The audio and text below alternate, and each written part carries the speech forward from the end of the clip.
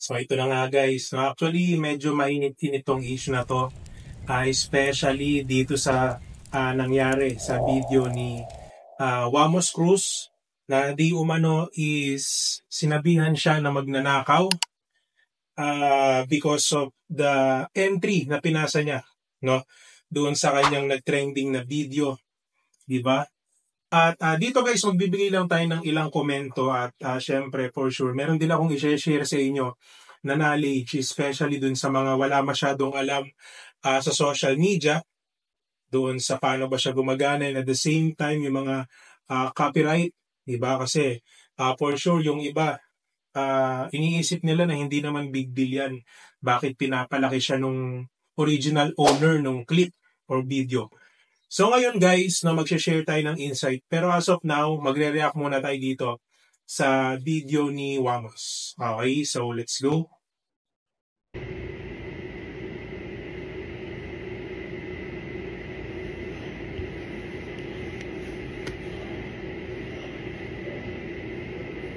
Doon pa lang guys, no, mahaba na, di ba? Alam natin sa social media guys, the more na mas mahaba yung pinapanood yung videos ng isang content creator is mas nire-recommend siya doon sa social media platform. So doon pa lang biruin mo yung intro ni Wamos, no? For sure frustration, but in the end, alam naman din nila yung kalakaran sa social media. So hindi mapagkakaila na talagang, di ba? Kaya nga sila sumikat because they know yung iba't ibang strategy, paano ba nila mas mapapatagal yung panonood ng audience sa mga video nila.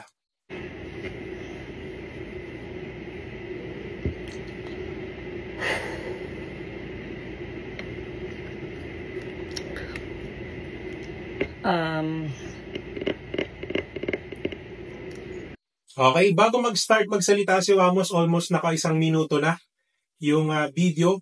It means, no, naka 1 minute na agad. So, ganon katagal agad yung retention na nabigay nitong video na to para mag-stay ka at manood sa video niya. Okay, so it means dun pa lang, nabibigyan na agad ng almost 40 to 80% chance na ipakalat siya ni Meta sa platform niya para mas mapanood ng iba. Okay? So yun, meron akong mga nabalitaan. Actually, siguro parang ng mga isang araw pa. Lalo na nung nag-post ako ng entry ko ng Pilipinas. Pilihan mo ang Pilipinas. So nag-entry ako. So para sa maraming tao. Kaya ako ginawa yung bagay na yun, na kahit gaano kahirap humanap ng mga susuotin para may maipakita lang. Actually guys, maganda yung video niya kung napanood nyo. At saka yung kay Jomar Lobena ba yun? So actually yung kay Jomar Lobena yung una kong napanood. At doon, nagandahan din ako dun sa gawa niya. And dito kay Wamos kasi, no, ang una ko agad nakita dito guys is yung intro niya na kung saan parang kita yung image niya. Tapos dun sa background parang merong mga clips na naka-decrease yung opacity. So that's why makikita nyo doon sa clip na yon is that kita yung video and at the same time kita rin siya. Yung nakayuko yata siya, nakaganon. Yan, nakaganon siya tapos parang itim lang. Di ba? So maganda naman yung kinalabasan ng video ni Wamos doon. Sa mga manonood, kung ano talaga yung meron dito sa Pilipinas, no? Mga tricycle, mga ganito, mga ganyan, hindi gano'n napapansin, no? Ginawa ko yon mula sa puso ko kasi inisip ko na lahat ng gumawa ng Piliin mo ang Pilipinas, wala nakaisip gumawa ng ganun. So naisip ko na gumawa ako ng ganun para maipakita natin sa Pilipinas na kung ano ba talaga yung kultura na meron tayo rito, no? Actually wala namang problema guys dun sa iniisip ni Wamos na i-share kung ano ba yung meron sa Pilipinas, di ba? Pero sana naisip niya din na sa laki ng mga followers, o sabihin natin sa laki ng followers niya, is talagang sobrang hirap din talaga. Kumbaga sobrang laki ng responsibility niya dito, even though sabihin natin na pagkakamali ng editors niya kasi later on mame-mention niya yan. Okay? Pero yung ibig ko sabihin dito guys, dapat alam na natin yan eh. Kumbaga kung malaki yung following, dapat talaga double check natin lahat. Hindi yung pwede yung basta banat lang tayo ng banat. Diba? Ito kasi si Wamos guys, sobrang laki ng followers nito. Parang almost 6 million yata, 7 million kung di ako nagkakamali. And eventually, ayan, di ba? So nagkaroon nga siya ng panibagong issue ngayon regarding dun sa copyright. Di ba? So tuloy natin yung video. So meron lang akong nabalitaan na hindi naman po sa ninakaw ko daw po yung clip. So meron siyang caption na Wamos stole my video. So medyo nasaktan ako doon sa part na yun. Kasi guys, meron akong clip. Meron akong clip na video dun sa... Diba guys? Kung mapapansin nyo haba ng video niya, no? 17 minutes. Diba? Yung pag-apologize, yung pagbibigay natin ng sorry, hindi naman natin kailangan pahabain ito. Diba? Yung simpleng pagbibigay lang natin ng sorry, o kaya i-message na lang nila yung pinagkuhanan nila ng video. Ganun lang naman kasimple. Diba? But these guys, they know what kung ano yung ginagawa nila. Because from this, they will still earn sa issue na to. Okay? Pero yung sa akin kasi guys, ang pinagpupukusan natin ng pansin dito is yung regarding dun sa copyright terms. Diba? Kung mali ba yung ginawa niya, mali ba yung ginawa ng editor niya. Okay? Sa opening na ginawa ko, siguro naman napanood niyo naman yun. No? Pero yung sa akin lang sana, nag-message na lang sana, hindi na sana nag-post sa social media. No? Ito kasi mali. Okay? Una sa lahat, di ba, mag-hire ka ng editor. Di ba? For sure, dapat yung editor na yan. Alam niya yung knowledge regarding sa mga copyright, yung pagkuha ng videos na hindi sa kanila, dapat alam nila yan. Okay? Kasi bilang isang editor, di ba? Kung editor ka ng isang sikat na influencer, hawak mo yung image ng influencer na yon. Okay?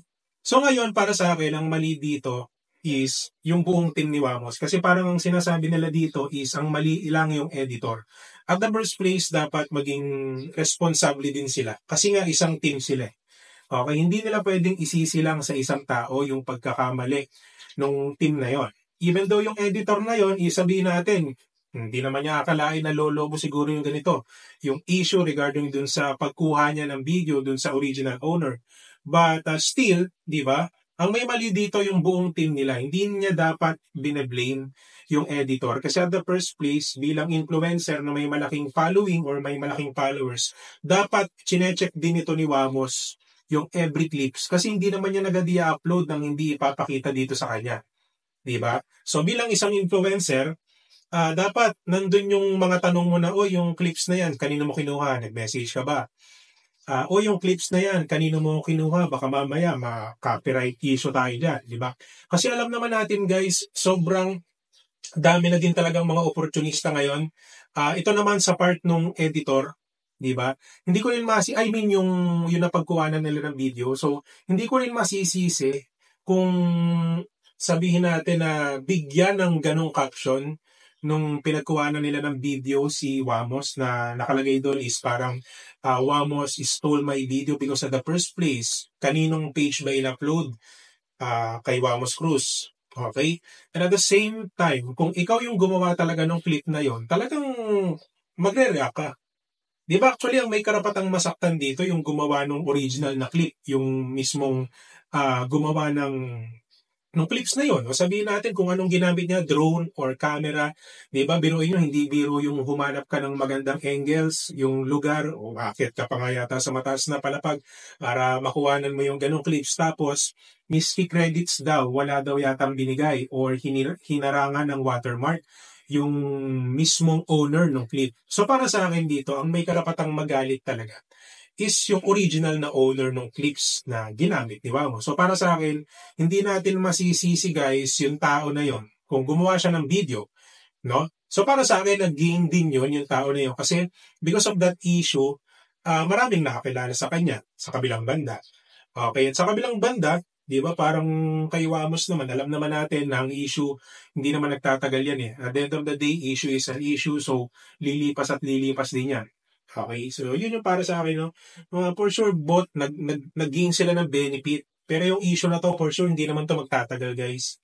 Di ba? For sure, kumita pa yung dalawa parehas eh, no?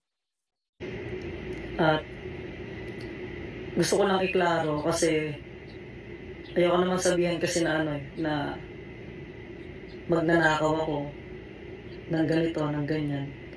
Diba? So, masakit sa damdamin yung sabihan ka na magnanakaw ka, diba? Totoo naman, masakit talaga.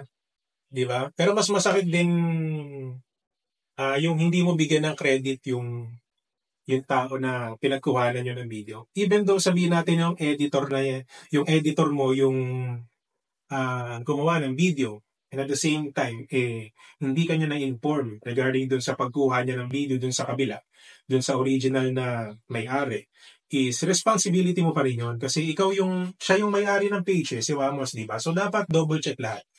Okay? So, actually, hindi ako yung may kasalanan dito. Ayan na. Hindi daw siya may kasalanan. Hindi ako may kasalanan dito na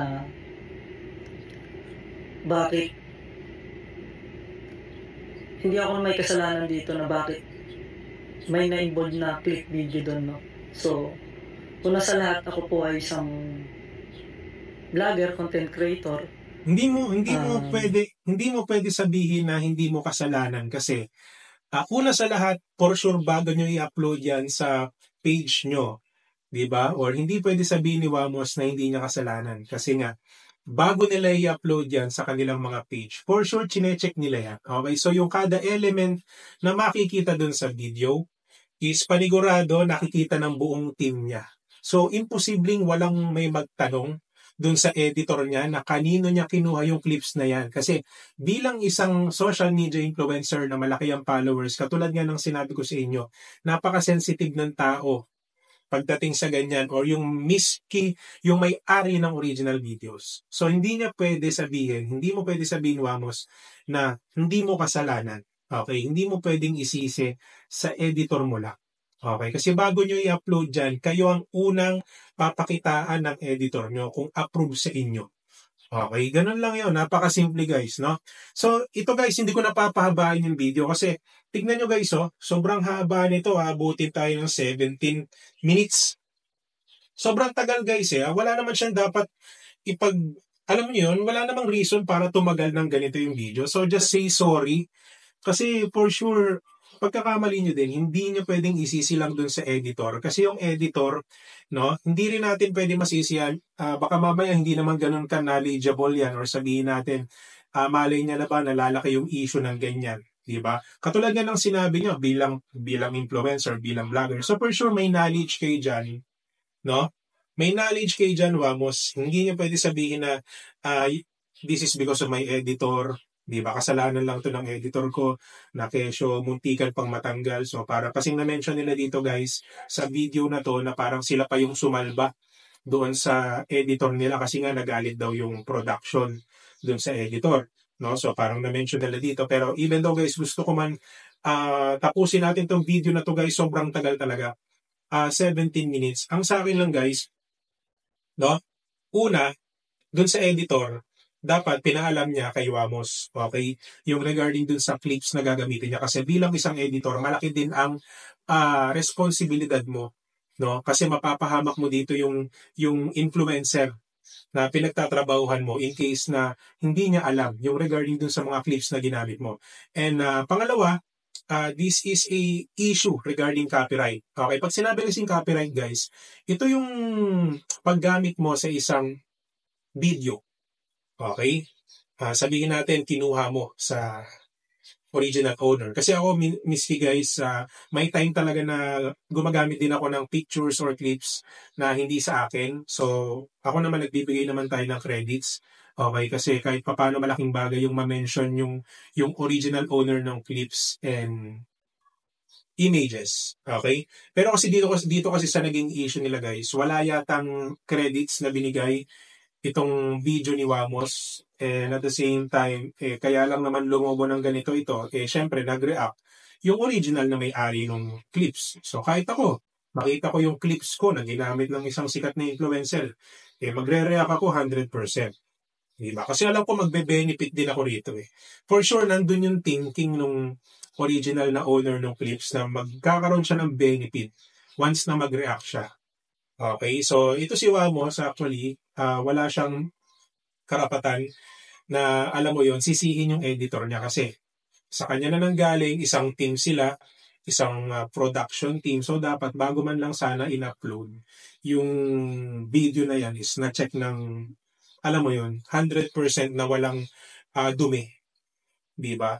So just say sorry and for sure yung issue naman na yan is hindi naman yan tatagal. Diba? For sure yung original owner ng clips, ikaw Wamos, mag-gain ka din dyan. No? For sure followers dun sa original owner ng clips. And of course kay Wamos, di ba, haba ng video nyo, 17 minutes. Biruin nyo guys, malaki-laki ang revenue na makukuha nito ni Wamos dito. Sa ano niya, dito sa apologize or anong tawag dito sa video na to, yung pagsasorry niya dun sa original owner ng clip. Okay? So ang sa akin lang guys, be responsible tayo sa mga vloggers na bago, sa mga vloggers na hindi pa ganun ka-knowledgeable sa social media, na huwag kayo basta-basta gagamit ng videos, ng clips, or image na hindi sa inyo para hindi kayo matulad dito. Okay? I know, hindi pa siguro, kasi nga, nagsisimula pa lang kayo, so for sure, hindi pa kayo gagawa ng issue or big deal dito sa social media. Pero katulad kasi ni Wamos guys, sobrang laki na kasi ng followers nito. No? Pero kung ikukumpara natin sa iba, kung iba yung kumuha ng clips niya or ng video niya, for sure hindi siya magre-react ng ganyan. Nagkataon lang na nakita niya yung parang maliit na butas na kung saan alam niya sa sarili niya na pagka nag-react siya, yung original owner ng clip is panigurado pag-uusapan. Diba? So yung ibig ko sabihin guys, pareha sila nag-gain kay Wamos, more attention. Pagdating naman dun sa original owner ng mga videos or clips, is panigurado madadagdagan din yung followers. So para sa akin, win-win situation yung dalawa. And by the way guys, maging matalino sa social media, di ba? Not all the time is nangyayari to because totoo, nagkataon lang talaga na they are winning at the same time, no? Katulad na sinabi ko, win-win situation.